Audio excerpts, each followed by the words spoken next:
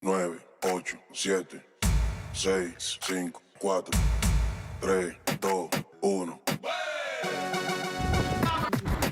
Hey, on se retrouve pour une nouvelle vidéo, donc une vidéo sur le don du sang. Donc je sais pas si vous savez ce que c'est, en quoi ça consiste et est-ce que vous connaissez tout sur le don du sang.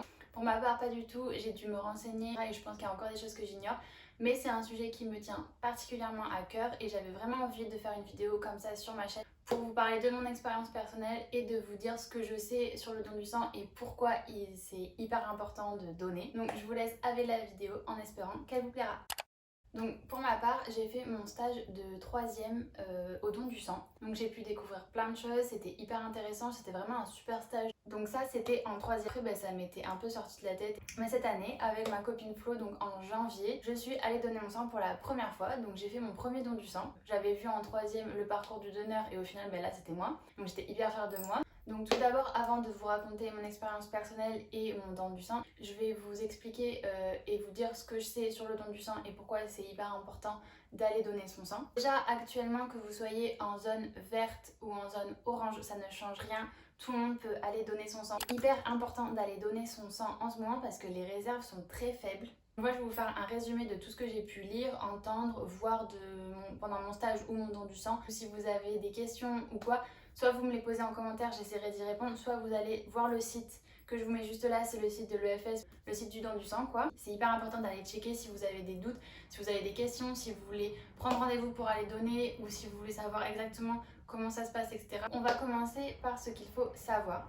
Donc déjà, le don du sang, il repose sur 4 valeurs fondamentales. En premier, l'anonymat. Seul l'EFS connaît votre identité. Le don, il est totalement anonyme. Le volontariat aussi, c'est un acte volontaire. Personne ne vous oblige à aller le faire si vous ne souhaitez pas le faire. Le non-profit et le bénévolat. Donc si je lis en bas, c'est parce que j'ai tout de noté pour pas vous dire de bêtises. C'est important de savoir qu'il n'existe aucun substitut au sang humain. Mais c'est pour ça qu'il faut aller donner aussi régulièrement parce que les réserves, en fait, elles s'épuisent et aussi elles sont plus valables. Donc il faut absolument toujours repartir redonner son sang. Il faut bien noter aussi que c'est un acte citoyen et solidaire. Il y a plus d'1 million de personnes qui sont soignées chaque année grâce au fait qu'on va donner notre sang. Par exemple, les personnes qui peuvent être soignées par les dons du sang, c'est une femme qui a pu perdre trop de sang pendant son accouchement, un homme atteint d'un cancer sous traitement, les cancers du sang par exemple comme les leucémies, ou encore des personnes qui souffrent de la drépanocytose. Donc je sais pas si vous saviez ce que c'était. Moi personnellement je ne savais absolument pas, je viens de le découvrir en préparant la vidéo. Donc c'est la maladie génétique la plus répandue en France et dans le monde entier. Par exemple, 400 bébés sont touchés chaque année par la drépanocytose, une maladie héréditaire qui se caractérise par une anomalie de l'hémoglobine. Donc je vous mets juste ici qu'est-ce que la drépanocytose et ce qu'elle provoque chez les personnes atteintes de drépanocytose. Donc maintenant je vais vous expliquer et vous dire ce que je sais sur qui peut donner, comment ça se passe, ce qu'il faut faire, ce qu'il ne faut pas faire, etc. Pour aller donner votre sang, il faut quand même avoir bien mangé, bien bu, se sentir en forme et pas revenir d'une cuite de la veille quoi. Faut pas avoir vraiment consommé d'alcool dans les heures qui ont précédé votre don du sang. Si vous voulez aller donner votre sang, il faut se sentir donc en bonne santé comme je viens de dire. Après il faut avoir entre 18 et 70 ans. Il faut peser plus de 50 kg et il faut avoir une pièce d'identité sur soi. Donc avant d'y aller, regardez les contre-indications, c'est hyper important. Donc je vais vous les mettre juste ici. Faut vraiment bien regarder quand même, ça sert à rien d'y aller si vous ne correspondez pas à ce qui est noté. Et aussi, il y a un test sur le site du don du sang. Si vous voulez le faire, comme ça vous permet de savoir si vous pouvez y aller ou pas. Il y a un test juste ici, je vais vous mettre le lien. Et je vais vous mettre le lien dans la barre d'infos aussi. Et combien de temps ça dure ?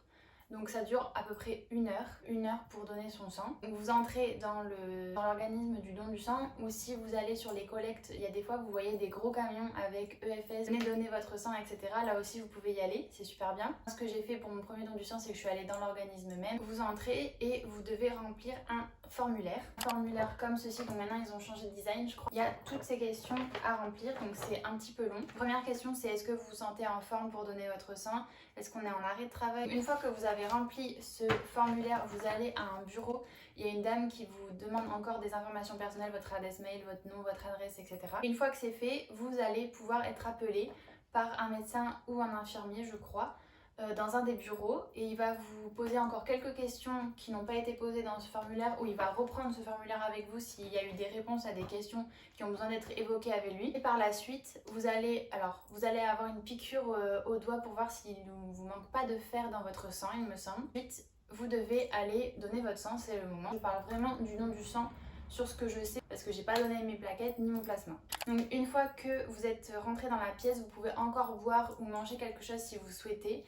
Et sinon, si vous vous sentez en forme et prêt pour y aller, ben vous êtes appelé, vous laissez vos affaires personnelles dans un casier ou vous les posez quelque part. Et vous allez sur un siège, vous vous allongez et là, ça va être le moment de donner votre sang. Vous allez avoir un élastique qui va vous serrer bien le bras.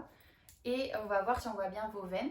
Donc vous allez choisir votre bras, on vous demande quel bras. Moi on m'a demandé quel bras je préférais. Si c'est en fonction de si on voit bien vos veines sur un bras plus que l'autre, ça sera celui-là je pense. Du coup vous avez l'élastique, on voit bien vos veines et là c'est le moment de vous faire piquer avec l'aiguille. Moi je suis pas non plus fan des prises de sang et tout ça, mais franchement ça va, vraiment ça va, faut pas dramatiser le truc. Enfin, en tout cas pour moi ça va. Ben là c'est bon, c'est parti, vous allez remplir les poches de sang. Ça dure à peu près, je sais pas, 30 minutes on va dire, ça passe hyper vite. Moi c'était passé hyper vite, j'étais un peu sur mon téléphone et tout, enfin tranquille quoi.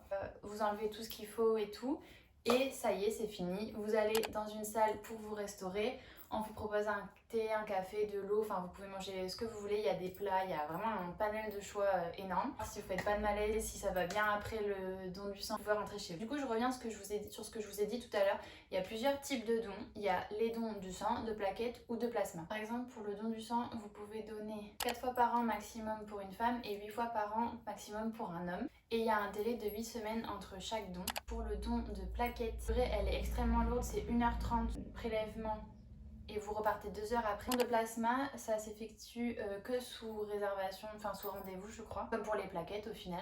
C'est 1 heure de prélèvement et vous repartez 1h30 après. Donc après on n'en parle pas beaucoup, mais il y a le don de moelle osseuse aussi qui est possible. Parce que du coup quand vous repartez de votre don du sang, donc déjà vous avez 2 petits trucs comme ça, il y a un numéro et du coup si vous êtes malade, si vous, je sais pas, si vous avez de la fièvre etc.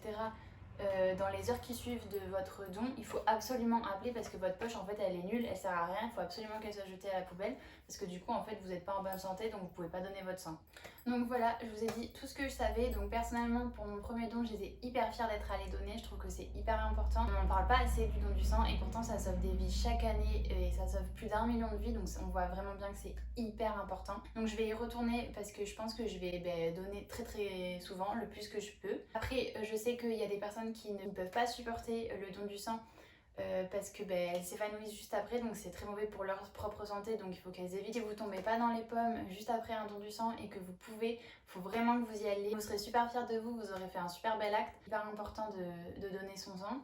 En plus les réserves comme j'ai dit, elles sont hyper faibles en ce moment, donc c'est hyper important d'y aller. Ça sauve des vies, ça sauve des gens, ça pourrait être nous qui en auraient besoin, donc il faut absolument y aller. Donc voilà pour cette vidéo, elle est terminée, j'espère que vous en aurez appris plus sur le don du sang.